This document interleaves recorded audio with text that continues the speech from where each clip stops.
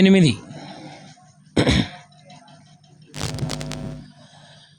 68వ కీర్తన 19వ వచనం అందరం కలిసి చదువుకుంటాం. Psalm 68 verse 19 reading all together please. 68వ కీర్తన 19వ వచనము అందరం కలిసి చదువుకుంటాం.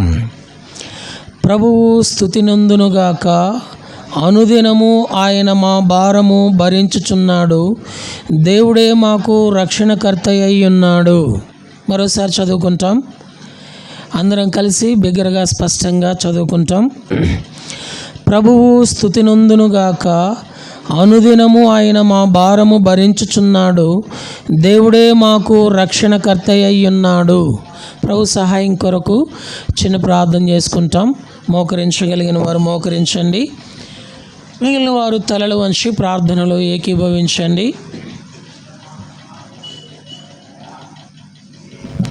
ప్రేమ కలిగిన మా తండ్రి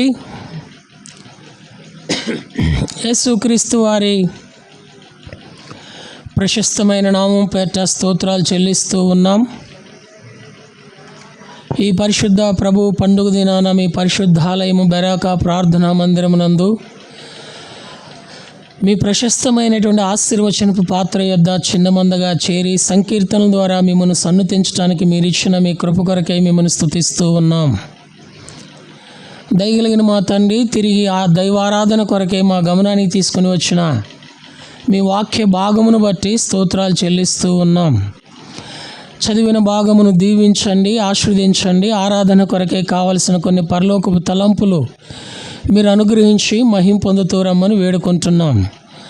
ఆ రీతిగా మీరు అందించినటువంటి ఆరాధన తలంపులను బట్టి ఆత్మవశమునకు అప్పగింపబడిన వారమై ఆత్మస్వరూపి అయిన మిమ్మును ఆత్మతోనూ సత్యముతోనూ ఆరాధించున్నట్లు మీ ఆత్మకార్యము మా మధ్య నూతనపరుస్తూ నీ పరిశుద్ధులు చేయు స్తుతులు సింహాసనం మీద మీరు ఆసీనులై ఉంటూ రమ్మని వేడుకుంటూ ఉన్నాం. రాగలిగిన నీ సొత్తైన పరిశుద్ధ జనాంగమును బట్టి స్తోత్రాలు చెల్లిస్తూ మార్గంలో ఉన్న వారిని కూడా క్షేమంగా తీసుకుని రండి. ఇంటి దగ్గర సిద్ధపడుతున్న వారు అధికమైన ఆలస్యం కలుగకుండా మీ సన్నిధికి సకాలానికి మీరే సమకూర్చి మహిం పొందుతూ రమ్మని వేడుకుంటూ మీ నిత్య నిబంధన రక్త ప్రోక్షణ కిందకి తెచ్చుకుంటూ అయోగ్యుడను అపాత్రుడనైన నన్ను కరుణించి నా పక్షముగా నిర్గమ 4:12 మత్తయి 10:20 ఇర్మియా 1:9 వచ్చిన వాగ్దానములు నెరవేర్చి నీ ప్రజలైన వారికి ప్రీతికరమైన పరిచర్య చేయుటకు సిద్ధపరుస్తూ రమ్మని విశ్వాసంతో యేసు వారి పేరట హృదయపూర్వకంగా స్తుతులర్పించి ప్రార్థించి వేడుకుంటున్నాం మా తండ్రి, ఆమెన్.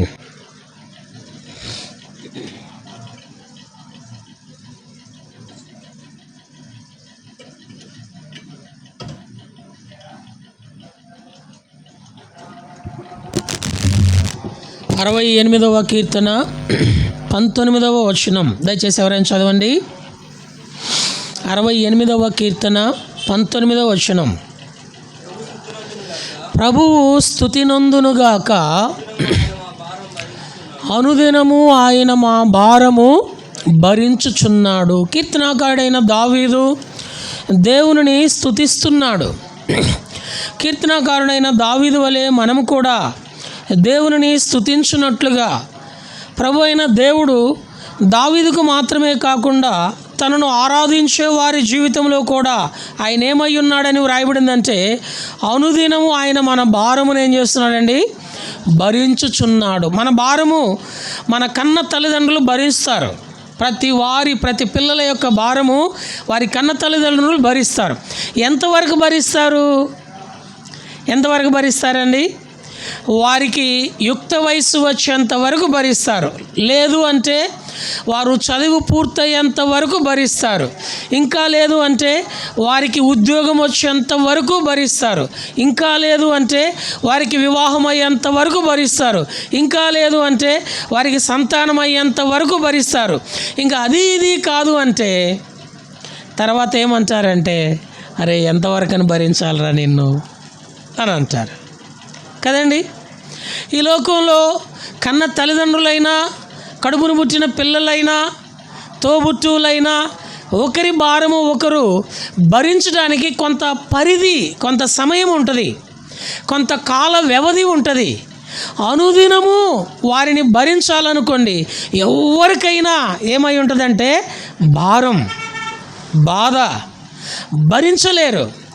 కానీ దేవుణ్ణి స్తుతిస్తున్నటువంటి దావీదు దేవుని ఏమని ఎరిగినాడు, అనుభవించినాడు, ఆరాధించడానికి ఇష్టపడుతున్నాడంటే ఈ దేవుడు దావీదు యొక్క జీవితకాలం అంతా అనుదినము ఏం చేస్తున్నాడంటే ఆయన భారాన్ని భరిస్తున్నాడు.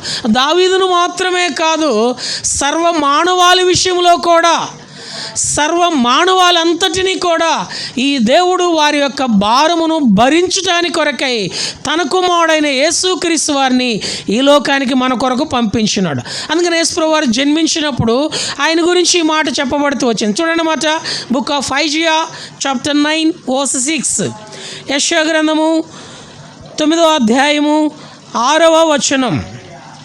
యెషయా గ్రంథము 9వ అధ్యాయము 6వ వచనం.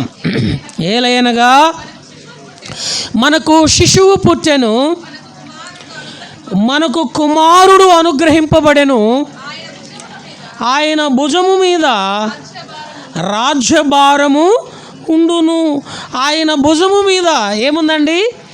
సర్వలోక రాజ్యభారమంతా శిశువుగా పుట్టబడినటువంటి యేసుక్రీస్తు వారి మీద ఉంచబడినదని ఆయన జన్మించక ముందు 750 సంవత్సరాల క్రితము ప్రవక్త అయినటువంటి యెషయా ఆయన సర్వమానవుల యొక్క రాజ్య భారమును భరించే ఆ భారమును గురించి స్పష్టంగా తెలియజేస్తూ అది నెరవేర్పు ఎక్కడ చూస్తామయ్యా అంటే యెషయా గ్రంథము 53వ అధ్యాయం. యెషయా గ్రంథము 53వ అధ్యాయము 4వ వచనం. నిశ్చయముగా అతడు మన రోగములను భరించెను. అలాగే 6వ వచనం చివరి వరుస, యెహోవా మనందరి దోషమును ఆయన మీద లేక అతని మీద మోపెను. ప్రభు అయిన దేవుడు తన కుమారుడైన యేసుక్రీస్తు వారిని మన కొరకై ఈ లోకంలో కన్యక మరియ గర్భము ద్వారా చేసినప్పుడు ప్రవక్త అయినటువంటి యెషయా ద్వారా సర్వమానవాళి యొక్క రాజ్యభారం ఆయన ఎలాగో భరిస్తున్నాడో ప్రవచనాత్మకంగా తెలియజేస్తూ నిర్ణయకాల సమయంలో భూమికి ఆకాశానికి మధ్య 2 కొయ్యలపై 3 మ్రేకుల మీద కలువరి సిలువలో సకల మానవుని యొక్క పాప పరిహారార్థపు బలిగా మన పాప భారమును యేసుక్రీస్తు వారు భరించినాడు. ఈ సత్యమును ఆత్మ సంబంధమైనటువంటి మనోనేత్రముతో చూడగలిగినటువంటి దావీదు దేవుని ఏం చేస్తున్నాడంటే, ప్రభువు స్తుతి నొందునుగాక, ఎందుకనగా అనుదినము ఆయన నా భారమును భరించుచున్నాడు. ఈ ఉదయకాల సమయంలో పరిశుద్ధ ప్రభు పండుగ దినాన దైవారాధన కొరకే చేరి వచ్చినటువంటి దేవుని ప్రజలమైన మనము దావీదు వలె ఆయనతో కూడా దేవుని ఆరాధించడానికి ఆయన మన భారమును ఏం చేస్తున్నాడు అంటే భరిస్తున్నాడు. అందుకొరకే దేవుడు మన భారములను ఏ భారములను భరిస్తున్నాడు నోట్స్ రాసుకునేవారు పైన హెడ్డింగ్ క్లియర్గా పెట్టుకొని, దేవుడు అనుదినము మన ఏ భారములను భరిస్తున్నాడు. 5 విషయాలు ఆరాధన కొరకై జ్ఞాపకం చేసుకుంటాం. ఆశీర్వచన పాత్ర కొరకై మన భారములను దేవుని మీద మోపవలసినవిగా ఏమి ఉన్నాయి. రెండవ భాగంగా ప్రభు బలంలోనే రెండవ భాగంగా దేవుని కొరకు మనము మోయవలసిన భారములు ఏమిటి? 3 విధాలుగా ఈ మాటను ధ్యానిస్తాం. ఆరాధన కొరకు ఆయన మన భారములను ఏమి భరిస్తున్నాడు. ఆశీర్వచన పాత్రలో మనము ఆయన మీద మోపవలసిన భారములు ఏమిటి? ఆయన కొరకు మనము మోయవలసిన భారములు ఏమిటి? ఈ మాట మీ జీవితంలో ఎప్పుడు దినభాగం ద్వారా చదువుతున్నా ఈ 3 మాటలు మీ హృదయంతరంగం అనే పలక మీద ముద్రించబడాలా. అర్ధరాత్రి నిద్రలే పడిగిన ప్రిన్స్ లాంటి యవనస్తుల్ని అలాగూ కళ్ళు మూసుకొని చెప్పే విధంగా వారికి దేవుని యొక్క ఆత్మ ద్వారా ఉపదేశం అందించబడాలా. అలాగ ఆత్మవశమునందు చేర్చబడిన వారమై ఆత్మవశములో ఆత్మస్వరూపి అయిన దేవునిని ఆత్మతోనూ సత్యముతోనూ మనమందరము ఆరాధించబద్ధులం. నెంబర్ 1, ఆయన మన భారమును ఏమి భరిస్తున్నాడు. Book of Genesis chapter 18 verse 20, ఆదికాండము 18వ అధ్యాయము 20వ వచనం.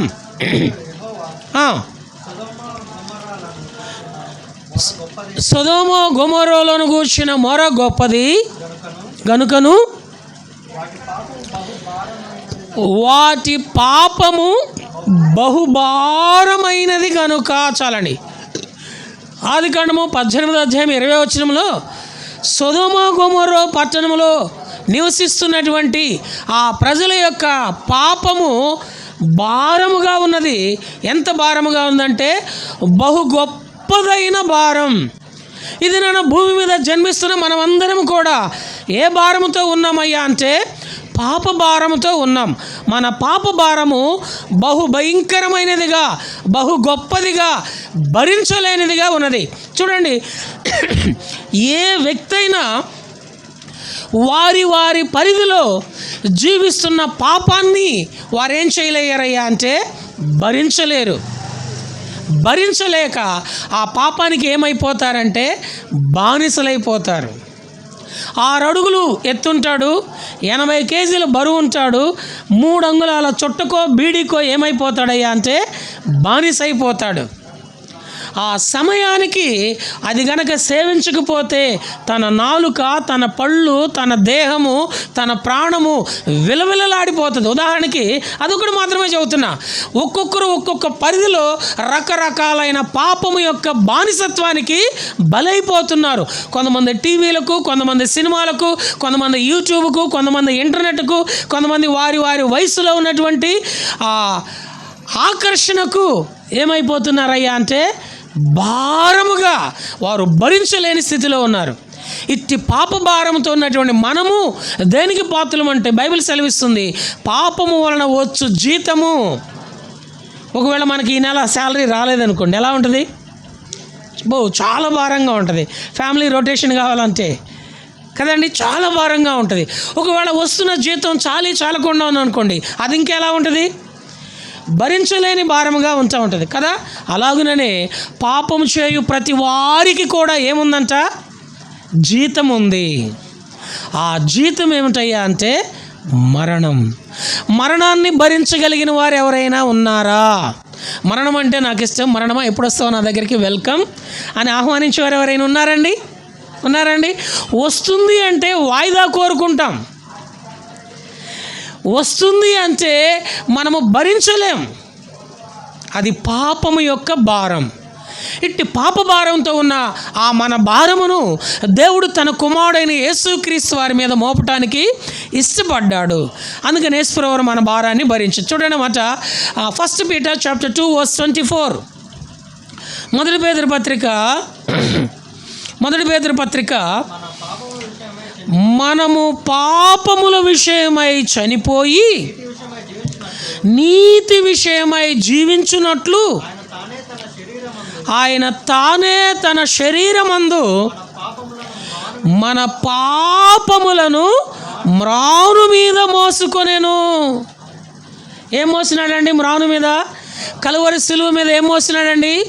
మన పాపము యొక్క భారం, మన పాపములను.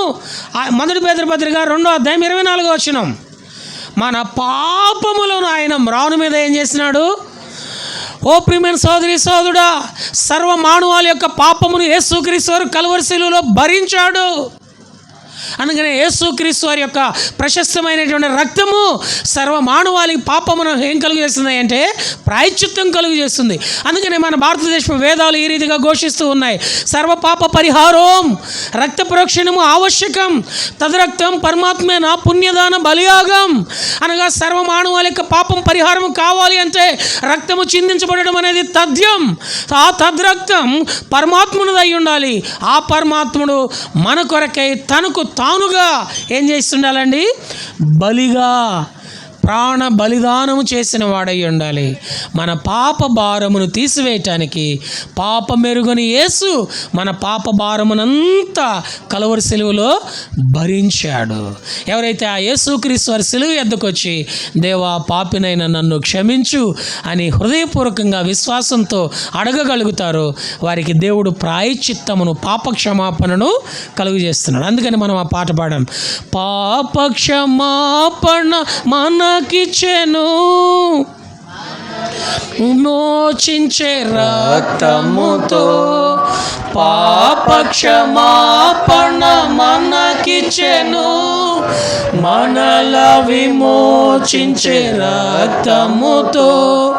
జయము జయము మన ప్రభుకే, జయము జయము మన ప్రభుకే. భజింపరండి ప్రభు యేసుని, ఆత్మ సత్యములతో ప్రేమమయుని పరమ తండ్రిని భజింపరండి. కారణమేమనగా దేవుడు మన పాప భారమును ఏం చేసినాడండి? భరించినాడు. ఈ లోకంలో కులము కానీ, మతము కానీ, ధనము కానీ, బలము కానీ, స్నేహం కానీ, తల్లిదండ్రులు కానీ, రక్త సంబంధికులు కానీ, పిల్లలు కానీ, తోబుట్టువులు కానీ, ఏది కూడా అష్టైశ్వర్యములతో కూడిన ఆస్తి సిరి సంపదలు కూడా ఏ మానవుని యొక్క పాప భారాన్ని భరించేవి, తీసివేసేవి లేవు. ఈ సత్యము నెరిగిన దావీదు అంటున్నాడు, ప్రభువు స్తుతి నొందునుగాక, అనుదినము ఆయన నా భారమును భరించుచున్నాడు. ఏ భారమయ్యా అంటే పాప భారం.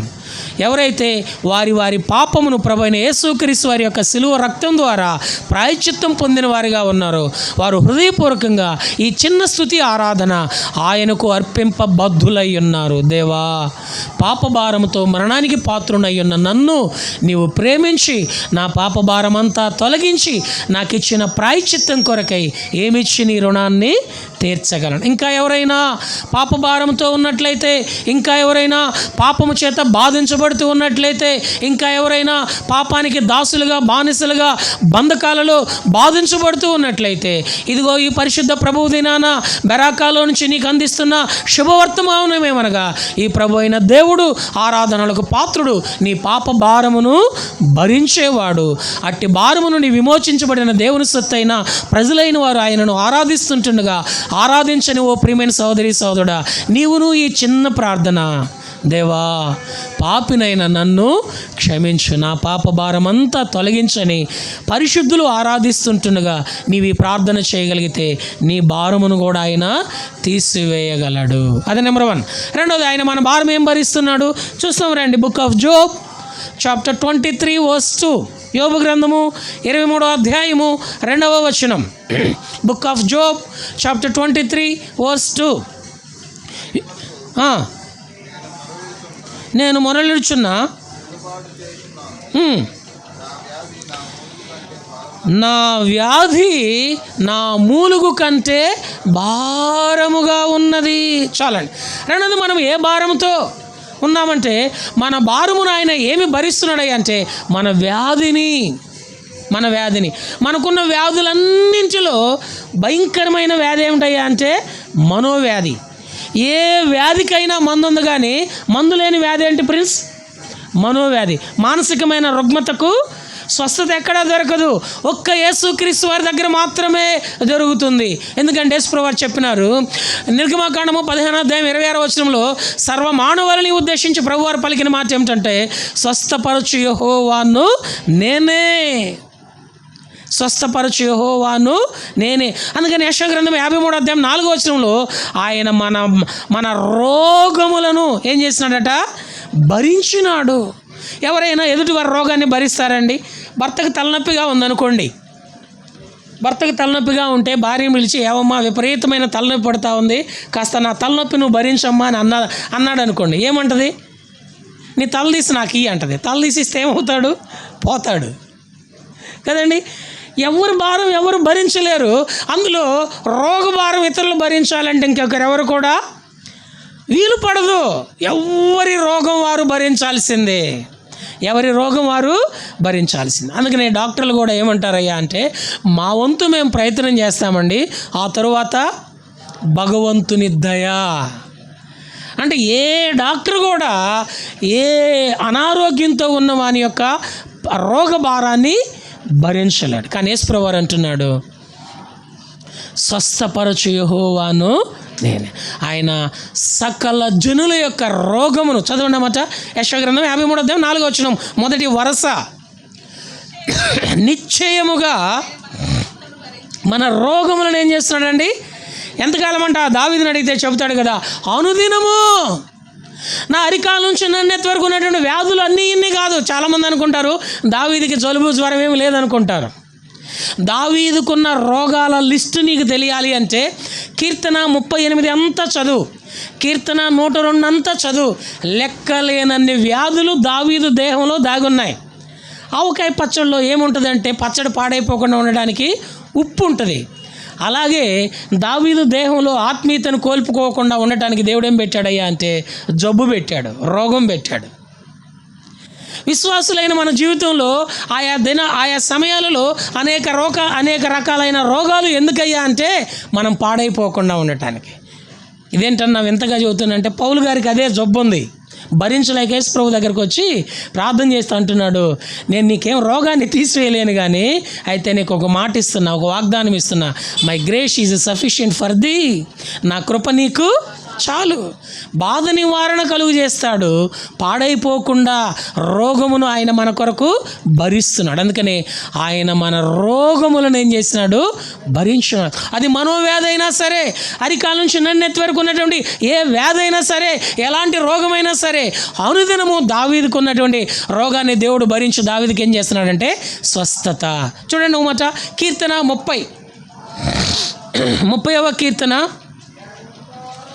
30వ కీర్తన 2వ వచనం అనుకుంటా. యెహోవా నా దేవా, నేను నీకు మొరపెట్టగా నీవు నన్ను స్వస్థపరచితివి. కారణం ఏంటంటే ఆయన మన రోగాన్ని భరిస్తున్నాడు. అలాగే గత దినాల్లో ఇప్పటి వరకు నా జీవితంలో కలిగిన రోగాలన్నింటినీ ఆయన భరించాడు.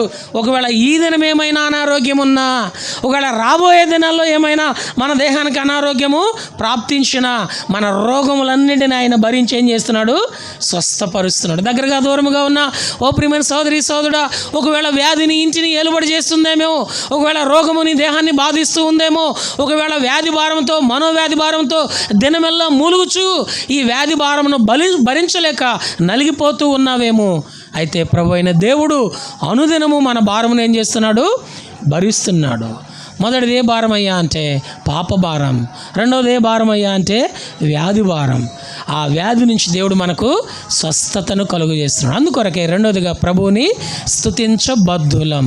మూడవది చూస్తామండి, ఆయన మన ఏ భారం భరిస్తున్నాడయ్యా అంటే book of Genesis chapter 12 verse 10, ఆదికాండము 12వ అధ్యాయము 10వ వచనం.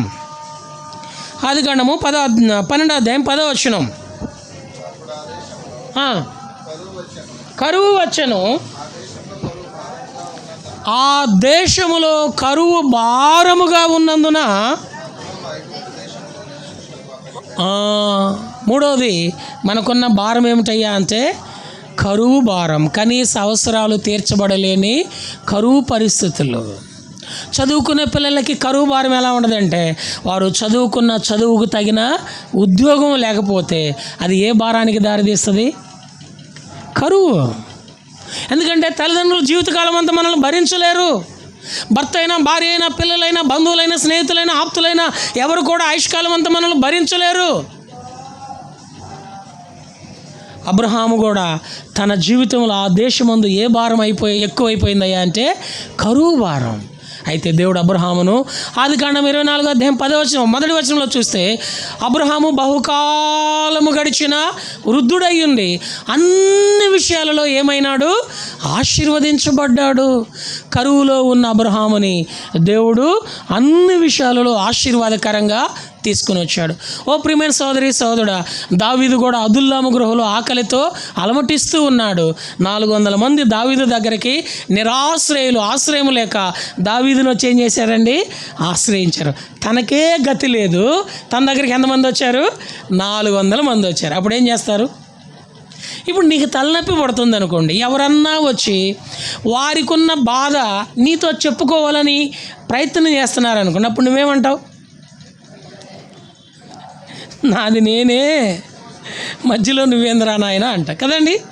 అలానే దావీదు స్వదేశం నుంచి తరం పడ్డాడు, ఆశ్రయం పొందిన ఫిలిస్తీ దేశం నుంచి తరం పడ్డాడు, మధ్యలో అదుల్లాము గృహలో తలదాచుకున్నాడు. అక్కడికి 400 మంది వచ్చారు. ఎంత కరువు చెప్పండి. అబ్రహాం ఒక్కడే కాదు, అబ్రహాం ఇంత పుట్టి అలవర్చబడినటువంటి 318 మంది యోధులు, వారి కుటుంబాలు, లోతు పనివారు, వీరందరికీ ఆహారం ఇవ్వాల్సిన బాధ్యత అబ్రహాం మీద ఉంది. ఎంత కరువు భారం! అయితే అనుదినము దేవుడు వారి భారమును ఏం చేశాడు? భరించాడు. ఓ ప్రియమైన సోదరి సోదరుడా, ఈ దినము కానీ, గత దినాల్లో కానీ, రాబోయే దినాల్లో కానీ నీకున్నటువంటి ఆర్థిక వెసులుబాటు లేని స్థితిని బట్టి కరువు భారముతో నీవు భరించలేకపోతున్నా, ఇదిగో ప్రభు స్తుతినందునుగాక, ఈ ఆరాధనలకు పాత్రుడైనటువంటి దేవుడు నీ కరువు భారమును భరించి నీకేమిచ్చేవాడిగా ఉన్నాడయ్యా అంటే సమృద్ధి. ఆ కరువు భారం భరించలేక సారేపతి విధవరాలు ఏం చేయాలనుకున్నది జాని అన్న? తను తన కుమారుడు ఆ కొంచెం ఉన్నదాంతో ఇక రాత్రి గడుపుకొని తెల్లవారి పొద్దునే తను చాలించాలనుకున్నది. అయితే ప్రభు అయిన దేవుడు వారి కరువు భారమును భరించడానికి దేవుడు తన సేవకుడిని అక్కడికి పంపించాడు. తన వాక్కును వారికి అందించాడు. వారు తన వాక్యానికి విధేయత చూపడం ద్వారా వారి కరువు భారం అంతా ఏం చేశాడు? భరించాడు. దేవా, అనుదినము నీవు నా జీవితంలో సంభవిస్తున్న ఎన్నో లేములు, ఎన్నో కొరతలు, కరువు పరిస్థితులు, వీటన్నిటిని నువ్వు భరిస్తూ నేటి వరకు నీవు నన్ను పోషిస్తూ నా ఆకలి తీరుస్తూ ఆత్మీయంగా కూడా ఎన్నో దినాలలో కరువులో, కోవిడ్ని బట్టి, ఆయా రకాలైన పరిస్థితులను బట్టి ఆత్మ సంబంధమైన కరువులోను, భౌతిక సంబంధమైన కరువులోను ఉన్న నాకు నా భారమును నీవు భరించి ఏమిస్తున్నావు? సమృద్ధిని ఇస్తున్నావు. ఏమిచ్చి నీ రుణాన్ని తీర్చగలను. ఇదే నాన్న చాలా స్థలాలలో దేవుని ప్రజలైన వారు ఆరాధనకి వెళుతున్నారు, కానీ వారికి ఆరాధన వర్తమానం ఉండదు. 4 పాటలు పాడుకుంటారు, ఓ కీర్తన వల్లించి చదువుకుంటారు, ప్రార్థన చేసుకుంటారు, వెళ్ళిపోతారు, ఆరాధన అయిపోయింది అంటారు. ఇది నన్ను చాలా స్థలాలలో ఆశీర్వచన పాత్ర ఉండదు. ఆశీర్వచన పాత్రకు సరిపడా ఆత్మ పరిశీలన చేసుకోవడానికి వాక్యం యొక్క ఉదక స్నానం ఉండదు. వారు ఏ స్థితిలో ఉన్నారయ్యా అంటే ఆత్మ సంబంధమైన కరువులో. ఒకప్పుడు మనం కూడా అదే పరిస్థితి. అయితే ప్రభు అయిన దేవుడు తన కుమారుడైన యేసుక్రీస్తు వారిని పంపించి మన కరువు భారం అంతటినీ తీసివేసి ఆయన భరించి ఆత్మీయంగా, భౌతికంగా మనకు సమృద్ధినిస్తూ వచ్చినాడు. అందుకొరకే 3వదిగా ప్రభువుని స్తుతించ బద్ధులం. దగ్గరగా దూరంగా ఉన్న ఓ ప్రియమైన సోదరి సోదరుడా, ప్రతి ప్రభువు దినాన మనం వ్యక్తిగతంగా ప్రభువుని, ఆత్మస్వరూపైన దేవుని ఆత్మతో సత్యంతో ఆరాధించబద్ధులం. అలా ఉంటేనే నీవు ఆత్మీయమైన సమృద్ధిలోనికి రాగలుగుతావు, లేకపోతే ఇంకా కరువులో ఉన్నావు. ప్రతి ప్రభు దినాన వాక్యం యొక్క ఉదక స్నానం చేత ఆశీర్వచన పాత్రలో చేయవేయ బద్ధులం. అలా ఉంటేనే మనము కరువు నుంచి విమోచించబడిన వారం అవుతాం, లేకపోతే ఇంకా మనము ఆత్మీయంగా కరువులో ఉన్నవారం. భౌతికంగా దావీదు సంగతి ఎరిగినాడు. అందుకనే అదుల్లాము గృహలో ఉన్న వారికి ఏం తీసుకొచ్చి పెట్టాడండి? సన్నిధి రొట్టెలు. అతి పరిశుద్ధ స్థలంలో ఉన్నటువంటి ప్రభువు వల్ల రొట్టెను తీసుకుని వచ్చి వారికి పెట్టినాడు. ఇదేం నేర్పిస్తుందంటే ఆధ్యాత్మికంగానైనా భౌతికంగానైనా నా కరువును తీర్చి మనల్ని ఏం చేస్తాడు? ఆయన పోషిస్తాడు. కట్టుబట్టలతో సేవకు వచ్చినప్పుడు ఎలా అని చాలామంది అనుకుంటా ఉంటారు. దానికి సాక్ష్యం మేమే. సేవా పిలుపు కలిగిన ఓ ప్రియమైన సోదరి సోదరుడా, దేవుడు పోషించేవాడు. ఆత్మ సంబంధమైన కరువులో ఉన్న ఓ ప్రియమైన సోదరి సోదరుడా, భౌతిక సంబంధమైన కరువులో ఉన్న ఓ ప్రియమైన సోదరి సోదరుడా, ఈ దేవుడు స్తుతి నొందదగినవాడు. ఎందుకయ్యా అంటే అనుదినము ఆయన మన భారమును భరిస్తున్నాడు. ఏ భారం అయ్యా అంటే కరువు భారం. నీకేమి లేమి ఉందో, ఒకవేళ చదువులో లేమి కలిగి ఉన్నావా, ఉద్యోగంలో లేమి కలిగి ఉన్నావా, కుటుంబ జీవితంలో లేమి కలిగి ఉన్నావా, ఆర్థికంగా లేమి కలిగి ఉన్నావా, నీ కరువు ఎలాంటిదైనా, ఎంత గొప్ప కరువు అయినా ఆ కరువును ఆయన ఎలాగ మారుస్తాడండి? సమృద్ధిగా మారుస్తాడు. ఎందుకంటే అనుదినము ఆయన నా భారాన్ని భరిస్తున్నాడు. 3 విషయాలు చూసాం. 4-5 చదువుకొని ఆరాధనలో ప్రవేశిస్తాం రండి. 4వది ఆయన మన విషయంలో ఏ భారం భరిస్తున్నాడయ్యా అంటే చూస్తాం రండి. నిర్గమాకాండం 3వ అధ్యాయము 11వ వచనం. Book of Exodus chapter 1 verse 11. నిర్గమాకాండము 3వ అధ్యాయము 11వ వచనం. కాబట్టి వారి మీద పెట్టిన భారములలో వారిని శ్రమ పెట్టుటకు వెట్టి పనులు చేయించు అధికారులను వారి మీద నియమింపగా. చాలండి. ఇశ్రాయేలీయులు 430 సంవత్సరాలు ఐగుప్తు యొక్క దాస్యంలో ఉన్నప్పుడు ఫరో ఏం చేస్తున్నాడంటే వారి మీద వెట్టి పనులు చేయించడానికి వారి మీద ఏ భారం పెట్టినాడయ్యా అంటే పనుల భారం. పనుల భారం. 4వ తలంపు ఏమిటయ్యా అంటే పనుల భారము లేక శత్రువు మన మీదకి తీసుకొచ్చే భారం. ఇశ్రాయేలీయులకు శత్రువులు ఎవరు? ఐగుప్తీయులు, ఫరో. వారు వీరి మీద వెట్టి పనులు చేయించడానికి పనులను భారముగా మోషే వెళ్ళక ముందు వరకు వారికి గడ్డిచ్చేవారు, నీళ్ళు ఇచ్చేవారు, రోజుకి ఇటుక ఇంత తయారు చేయమని చెప్పేవాళ్ళు. మోషే వెళ్ళి దేవుడు మిమ్మల్ని విమోచిస్తానంటున్నాడు, దేవుని మాట వినండి అని ఎప్పుడైతే సువార్త చెప్పాడో ఫరో ఏం చేసినాడంటే రే వీళ్ళకి గడ్డి ఇయటం ఆపేసేయండి రా, వీళ్ళకి నీళ్ళు ఇయటం ఆపేసేయండి రా, గడ్డి నీళ్లు ఇయ్యద్దు, రోజుకు 1000 ఇటుక తయారు చేస్తున్నాడు అనుకో ఒక వ్యక్తి. గడ్డి నీళ్లు ఇవ్వటం ద్వారా వీళ్ళకి గడ్డి నీళ్లు ఇవ్వవద్దు, ఇవి ఇవ్వకుండా 1000కి తక్కువ కాకుండా నువ్వు ఇటుక తయారు చేయాలి. ఇంకెంత భారమో చూడండి. ఇది నేను ప్రైవేట్ సెక్టార్స్లోనైనా గవర్నమెంట్ సెక్టార్స్లోనైనా డైలీ వేజ్ ఎర్నర్స్ అయినా వీక్లీ కానీ మంత్లీ కానీ శాలరీ గెయిన్ చేస్తున్న వారైనా ఎవరైనా సరే వారి వారి ఉద్యోగ బాధ్యతల్లో పైవారు లేక యాజమాన్యం వారు పనుల భారాన్ని ఏం చేస్తున్నారు? విపరీతంగా మోపుతూ ఉన్నారు. అలాగే ఇంట్లో కూడా చూడండి, 2-3 సిస్టర్స్ ఉన్నారనుకోండి, పని తేలికవుతుందా సులభం అవుతుందా? సిస్టర్స్ని అడగాల, తేలికవుతుందా సులభం అవుతుందా? మీకు సరిగా తెలియదు అనుకోండి. 2-3 ఉంటే పని భారం అయిపోతుంది. ఎందుకో తెలుసా? వాళ్ళ మీద వీళ్ళు మీద వాళ్ళు. అదే ఒక్కరే ఉన్నారనుకోండి పని సులభంగా అయిపోద్ది. నేనే చేసుకోవాలి కదని పొద్దున్న లేచినా పొద్దుగూకు లేచినా నాకు తప్పదనుకొని వాళ్ళు గబగబా చేసేసుకుంటారు. అదే 2 ఉంటే మమ్మీ చేస్తుందిలే అని, బిడ్డ చేస్తుందిలే అని, అత్త చేస్తుందిలే అని ఒకరి మీద ఒకరు వాయిదా వేసుకొని ఇంకొకరి మీద భారం పెడతా ఉంటారు. అన్ని విషయాలలో కూడా శత్రువు మన మీద పనుల భారం. అయితే ప్రభు అయిన దేవుడు మన పనుల భారం అంతటిని భరించడానికి ఆదిన ఐగుప్తులో ఉన్న వారి కొరకు ఆ భారమును విమోచించడానికి తన బాహు చాపాడు. చూడండి అన్నమాట, బుక్ ఆఫ్ ఎక్సడస్ చాప్టర్ 6:6, నిర్గమకాండము 6వ అధ్యాయము 6వ వచనం.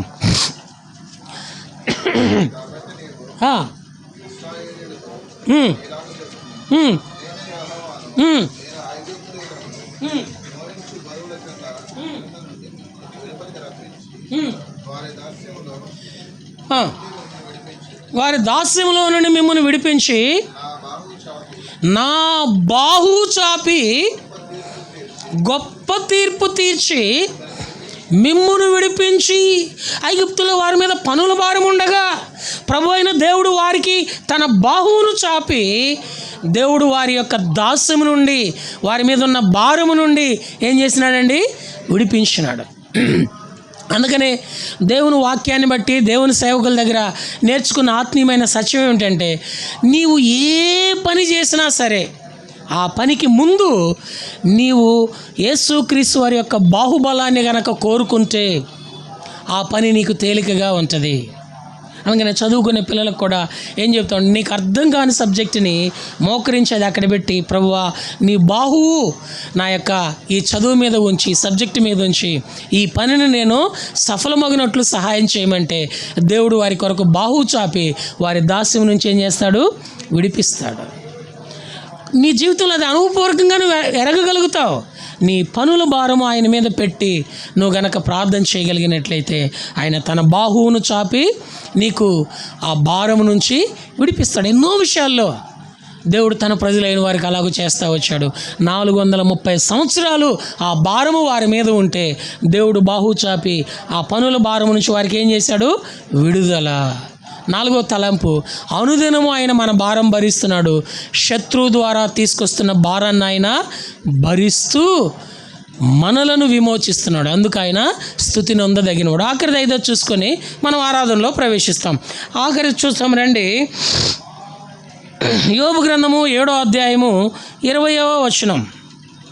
Book of Job chapter 7:20.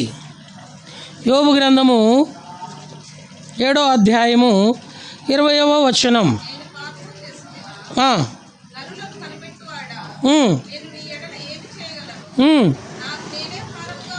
నాకు నేనే భారముగా ఉన్నాను.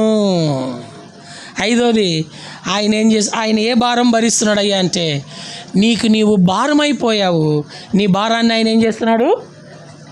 భరిస్తున్నాడు. నాకు నేనే భారముగా ఉన్నాను అంటే వారి పరిస్థితి ఎలా ఉండదయ్యా అంటే, ఇంక చచ్చిపోదాంలే అనుకుంటారు, ఆత్మహత్య చేసుకుందాం అనుకుంటారు.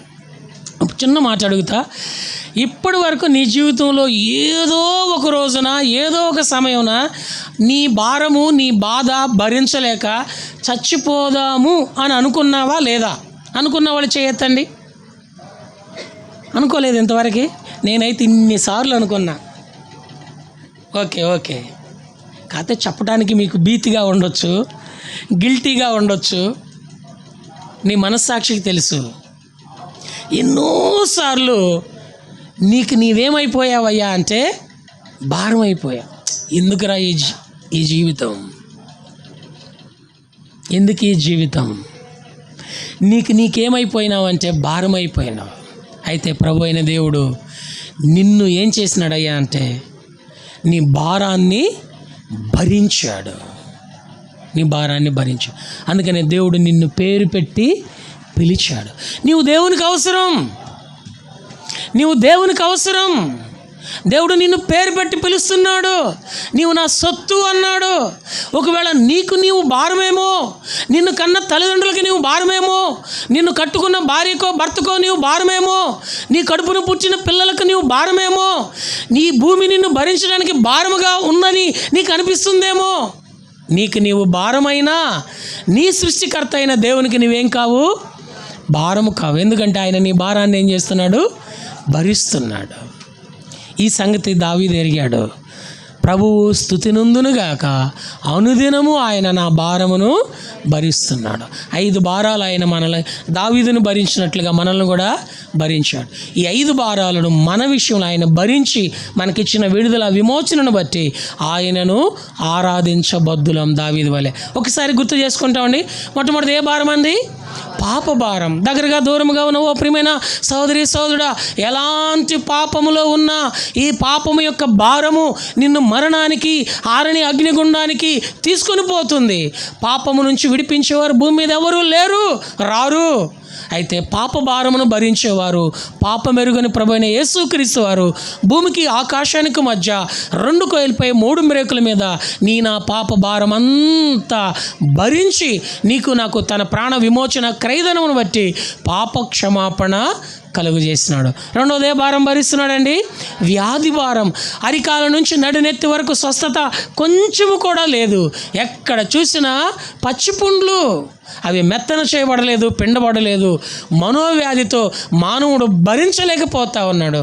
అయితే ఆయన పొందిన దెబ్బల ద్వారా మనకు స్వస్థతనిచ్చి, ఆయన గాయములే మన గాయములను కట్టినట్లుగా తన చేతితో మనకు స్వస్థతనిచ్చి మన వ్యాధి భారాన్ని భరిస్తూ ఉన్నందుకు ఆయనను రెండవదిగా స్తుతించబద్దులం. మూడోదే భారం భరిస్తున్నాడండి, కరువు భారం, లేమి. చదువులోనైనా, ఉద్యోగంలోనైనా, కుటుంబంలోనైనా, ఆత్మీయంగానైనా, ఆర్థికంగానైనా, ఆలోచన పరంగానైనా ఎలాంటి లేమితో మనం ఉన్నా, ఎలాంటి కరువుతో మనం ఉన్నా, ఆ ప్రభువు దగ్గరికి వచ్చినప్పుడు కరువునైన సమృద్ధిగా మార్చగలిగే మన భారమును భరించేవాడిగా ఉంటున్నాడు. ఎన్నో పర్యాయాలు మనకున్న కరువు స్థితుల్లో ఆయన భరించి ఆ స్థితి నుంచి దేవుడు మనల్ని గమ్యము చేర్చడానికి సిద్ధపరుస్తున్నాడు. ఈ సత్యం ఎరిగిన దావీదు ప్రభువు స్తుతినందునుగా కానీ ఆయన ఆరాధిస్తున్నాడు.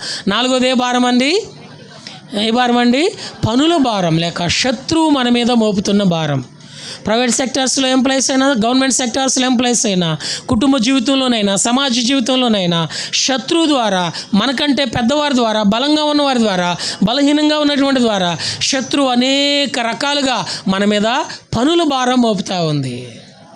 నీ మటుకు నువ్వే అనుకుంటావు, నేను ఒక్కడే చేయాలా, నాకే ఎందుకింత, నేనే ఎందుకింత, ఎన్నోసార్లు. అయితే ఈ పనుల భారం అన్నింటిలో ఒక అక్క వెళ్ళి యేసు ప్రభు దగ్గర అంది, నీకు చింత లేదా నేను ఎంత పని చేస్తుంటే అని అంది. ఆమెకి ఎంత గుండె ధైర్యం అండి. ఎవరా అక్క? ఇక్కడ లేరులేండి అక్క. ఏం పేరు అక్క పేరు? మార్తక్క. మార్తక్క వెళ్ళి యేసు ప్రభుని అంది, నీకు చింత లేదా? యేసు ప్రభు వారు ఎవరయ్యా అంటే మన భారమంతా, మన చింతంతా భరించేవాడు. అలాంటి ఆయన్ని పట్టుకొని నీకు చింత లేదా అంటే, అప్పుడు మార్తక్కతో యేసుప్రభువు గారు ఒక మాట అన్నాడు, నీవు విస్తారమైన పనులు కలిగి ఉన్న, అవసరమైంది ఒకటి. ఇది నేను కూడా అంతే. శత్రువు మన మీదకి తీసుకొస్తున్న అనేక రకాలైన పనుల భారాన్ని బట్టి విస్తారమైన పనులు కలిగి ఉంటారు, అవసరమైంది మాత్రం ఒకటే. ఆ అవసరమైంది ఒకటి మర్చిపోయి అనవసరమైందంతా మీద వేసుకుంటారు. స్టూడెంట్స్ కూడా అంతే. టెక్స్ట్ బుక్ ఇంత ఉంటుంది, అకాడమిక్ ఇయర్ సిలబస్లో ఎగ్జామ్కి వచ్చే ఇంపార్టెంట్ క్వశ్చన్స్ కొన్నే ఉంటాయి, అవి వదిలేసి మిగిలినవి చదువుతారు. ఎగ్జామ్కి వెళ్ళిన తర్వాత చూస్తే అబ్బో పేపర్ టఫ్గా ఇచ్చాడు, చాలా భారంగా ఉంది, బరువుగా ఉంది అంటారు. పట్టుకుంటే 1 గ్రాము కూడా ఉండదు పేపరు, కానీ వాళ్ళకి ఎంత ఉంటుంది ఆ బరువు? సంవత్సరం అంతా బరువు. ముఖ్యంగా నీట్ ఎగ్జామ్ రాసేవాళ్ళకైనా, అడ్వాన్స్ జేఈ మెయిన్స్ రాసేవాళ్ళైనా, కాంపిటేటివ్ ఎగ్జామ్స్ రాసేవాళ్ళైనా కదండి. విషయం ఏంటంటే అవసరమైంది వదిలేసి అనవసరమైంది, కొన్నిసార్లు వాళ్ళ తప్పిదాలను బట్టి, కౌన్సిలింగ్ చేసేవారు తప్పిదాలను బట్టి బక్సింగ్ లాంటి 520 వచ్చినా కానీ సీట్ ఇవ్వలేదు. ఇది కూడా భారమే. అయితే ఈ శత్రువు తీసుకొస్తున్న భారములన్నింటినీ దేవుడు ఏం చేస్తున్నాడు? భరిస్తున్నాడు. దేవా, నా మీద ఎన్నో రకాలుగా శత్రువు పనుల భారం మోపుతూ, అనేక రకాలైన భారం మోపుతూ ఉంటే నీ దయను బట్టి ఆ స్థితిలో నేను రాలిపోకుండా నీ కనికరం ద్వారా నీ సన్నిధిలోనికి తీసుకుని రాబడి నిన్ను స్తుతించే భాగ్యం నాకు ఇచ్చినందుకు ఏమిచ్చి నీ రుణాన్ని ఆఖరిది 5వ భారం అండి, చెప్పాలండి. ఎవరికి వారు భారం. నువ్వు బయటికి చెప్పట్లేదు కానీ నీ హృదయాంతరంగపు ఆలోచన నాకు అర్థమవుతుంది. ఎట్లా అంటే face is the index of the mind. నీ ముఖ కవళక చూస్తే నీ హృదయాంతరంగంలో ఉన్న భారం ఇట్లే గ్రహించవచ్చు. నీవు భారముగా ఎన్నో రాత్రులు, నిద్రలేని రాత్రులు గడిపావు. కన్నీటితో నీ దిండు తడిచింది, కన్నీటితో నీ చెక్కిళ్ళు నీలమయమైపోయాయి, కన్నీటే నీకు ఆహారంగా మారి నిద్రలేని రాత్రులు ఎన్నో మన జీవితంలో ఉండగా దేవుడే నా భారాన్ని భరించి నీవు నాకు అవసరమని నా భారమంతా ఆయన మీద మోసి మనలను తన కొరకు, తన మహిమ కొరకు ఆరాధించే జాబితాలోనికి తీసుకొని వచ్చాడు. 5 భారము దేవుడు మన కొరకై భరించి దావీదు వలె మనము కూడా దేవుని స్తుతించే ధన్యతలోనికి తీసుకొని వచ్చినందుకు యథార్థ హృదయంతో ప్రభువు స్తుతి నొందునుగా కానీ మనము కూడా ఆయనను ఆరాధించబద్దులం. ఇంకా ఎవరైనా పాప భారముతో ఉంటే, ఇంకా ఎవరైనా వ్యాధి భారముతో ఉంటే, ఇంకా ఎవరైనా లేమి కరువు భారముతో ఉంటే, ఇంకా ఎవరైనా పనుల భారంతో ఉంటే, ఇంకా ఎవరైనా వారికి వారు భారముగా భరించలేని స్థితిలో ఉంటే, ఇదిగో బెరాకాలో నుంచి నీకు అందిస్తున్న శుభవర్తమానమేమనగా ఈ దేవుడు నీ భారము భరించేవాడు. ఇప్పుడు దావీదు సాక్ష్యం ఇస్తున్నాడు. కీర్తన 55:22లో నీ భారము యెహోవా మీద మోపము, ఆయన్నే నిన్ను ఆదుకొనను. ఆ రీతిగా నీవు ఆయన చేత ఆదరించబడాలి అంటే దేవుని ఆరాధించడానికి చేరి వస్తున్న పరిశుద్ధులు ఆరాధించే సమయంలో ఆరాధించని నీవు చిన్న ప్రార్థన, దేవా నా భారము చేత నేను భరించలేకపోతున్నాను, నా భారము నీవు భరించి నీ నెమ్మది, నీ సమాధానము, నీ రక్షణ, నీ నిత్య జీవంతో కూడిన నిరీక్షణ, నీ సమృద్ధి నా వ్యక్తిగత కుటుంబ జీవితంలో ప్రసాదించని ప్రార్థన చేయగలిగినట్లయితే ఆయన నీ ప్రార్థన ఆలకించి నిన్ను కూడా తన ఆరాధికునిగా, తన ఆరాధికురాలిగా నిన్ను దేవుడు ఆశీర్వదిస్తాడు. ఈ సమయంలో అందరం లేచి నిలబడి ఓ పాట పాడుకుంటాము. పాటలు పాడే బ్రదర్స్ రండి, అందరం లేచి నిలబడి పాట పాడుకుంటాము. హృదయం